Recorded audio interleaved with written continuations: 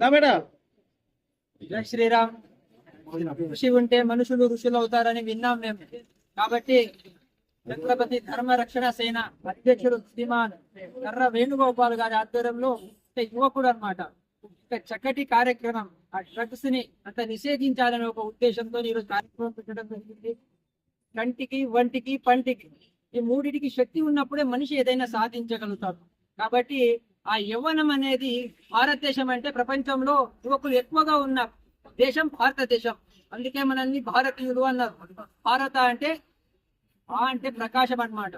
రథ అంటే ఆ ప్రకాశం పట్ల ఆసక్తి ఉన్నవాడు భారతీయుడు, జ్ఞానం పట్ల ఆసక్తి ఉన్నవాడు భారతీయుడు. కాబట్టి దేహం ఒక దేవాలయం, భగవంతుడు మనలో ఉన్నాడనమాట. అహం వైశ్వానరో భూత్వా ప్రాణినాం దేహమాశ్రిత ప్రాణాపాన సమాయుక్త పచామన్నం చతుర్విధమంటుంది భగవద్గీత. భగవంతుడు వైశ్వాన రూపంలో మనలో ఉన్నాడు, దేహంలో యజ్ఞకుండం ఉంది. కాబట్టి ఆ చెడు పదార్థాలను మన దేహంలో మనం ఎప్పుడు కూడా వేయకూడదు అనమాట. యువకులు చాలా మంది ఈ రోజు గోల్డ్ ఫ్లాగ్ పట్టుకొని తిరుగుతున్నారు. కానీ భారతదేశంలో యువకులు గోల్డ్ ఫ్లాగ్ ని పట్టుకొని తిరగాలన్నమాట. అలాంటి యువకుల చేతిలో ఈరోజు గోల్డ్ ఫ్లాగ్ వచ్చింది. అది చాలా బాధాకరమైన విషయం. బారుకెళ్ళి బీరు తాగి బిర్యానీ తిని బ్లూ ఫిల్మ్ చూస్తే భారతదేశంలో మార్పు రాదు. భక్తితోని, భగవంతుడిపై విశ్వాసంతోని భగవద్గీత అందరూ చదివిన నాడు ఈ దేశంలో, భారతదేశంలో మార్పు.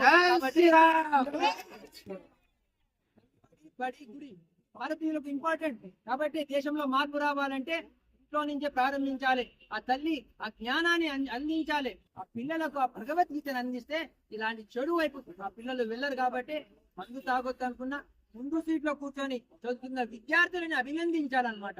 కాబట్టి ఎప్పుడైనా కూడా ఆ విద్యని అందించగలిగితే మంచిది. విద్యా వినయ సంపన్నే బ్రాహ్మణే గవ్యస్తిని సుని చైవ స్వపాకేచ పండిత సమదర్శన అంటుంది. విద్య అంటే వినయం రావాలి.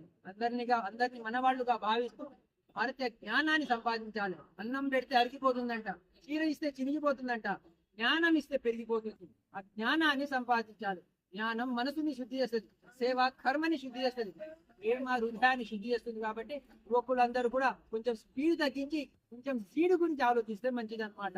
దీనిలో